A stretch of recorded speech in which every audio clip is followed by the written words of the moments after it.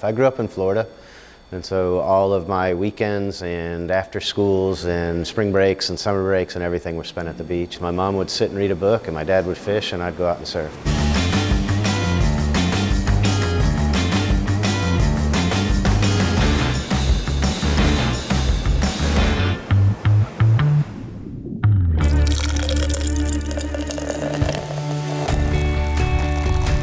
Me in the craft brewing industry, I was a fan.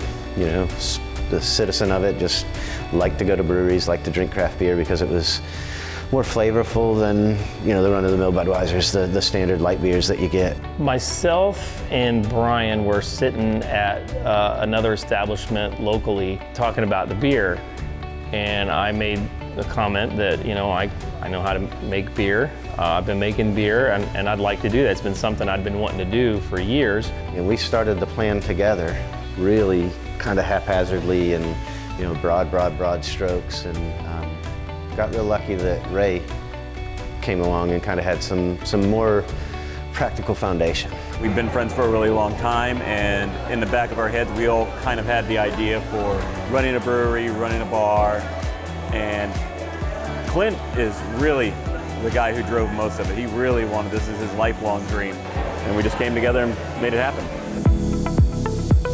This process right here is, we call them mash in. So we want to get some hot water at a certain temperature, get it in the mash tun, which is this vessel right here, and then we'll put the grains in on top of it.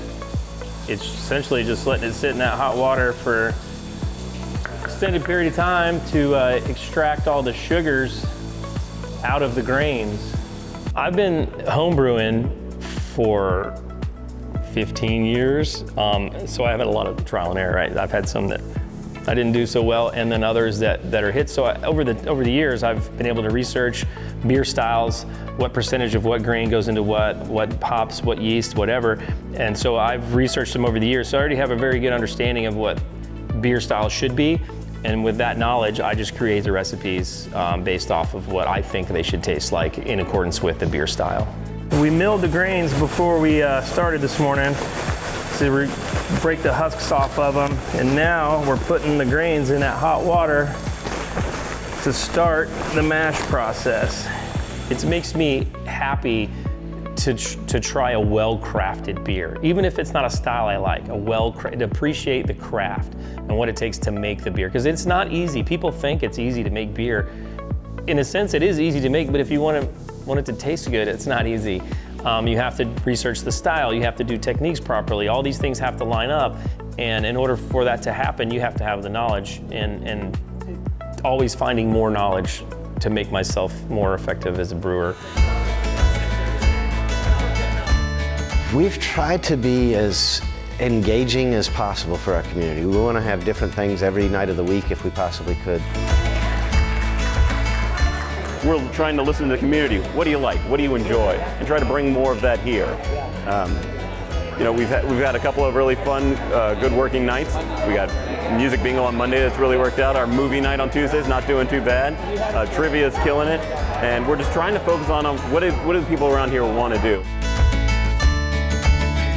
We do a lot of community outreach. We just did an event with a company called Ghost Fleet Oyster Company. They're a oyster farming operation that's here in Hampstead, a little south of us in Hampstead. Oyster farming is something that's a sustainable farming industry. It also helps water quality. It helps with, provides jobs and livelihoods for people. So we partnered with them, and they brought almost 1,000 oysters and gave them away. It took about an hour to give away 1,000 oysters here. Just tradition. Everybody steams oysters, grills oysters, and want to drink beer. So we did an event where we brought oysters up to get Ghost Fleet Oyster Company out in the public, let everybody know we were here, to promote the Surf City Brewing Company as well. It was a great event. Actually, more people showed up than we thought it was. And I think we're going to move forward into a better relationship and work more with them. They brew maybe a couple times a week and just text me, and I'll go pick up whatever they have, bring it and feed it to all the animals. We're gonna do the pig it's cooking a pig for the Share the Table food bank, And from what I understand, there's no like a set charge. It'll just be, come get a plate, donate what you feel like. And then when it runs out, the money will go to Share the Table to help feed the community up there. They're gonna donate one of their hogs so that we can cook it and then serve it, take donations, and give those donations to Share the Table. So it's kind of the full circle in that, you know, the grains that made the beer that fed the hogs are feeding the people, and the people are feeding the people. So one of our bartenders he's also a fireman.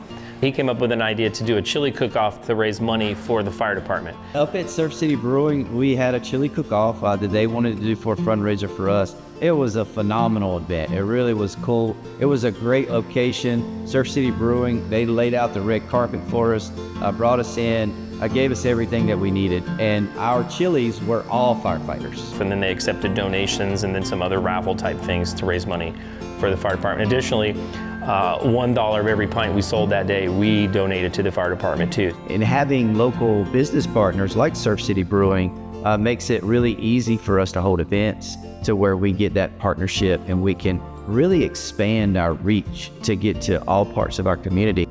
One of the principal things that we started with was a safe, welcoming space for everybody to enjoy craft beer and the community to engage. I think at the end of the day, I think it's exactly what all of us had hoped it was going to be, and now it's kind of becoming its own thing, and the community has started to embrace it. And you know, I see stickers and T-shirts and stuff, and recognize it like, wow, that's my company, and somebody I don't even know has that. To me, craft beer is so multi-dimensional. And I think a lot of people think beer and they think of one thing, you know, like the Budweiser or whatever. And they don't realize that all these different beer styles are out there. And there's a beer style for literally everyone's flavor profile. You have to find it. So for me, if I can offer that to as many different beer styles to people, because some people don't know what they like because they never had it, and they don't think they will until they try it. So that to me is the most important thing to the customer, is to give them an experience that they didn't know that they knew.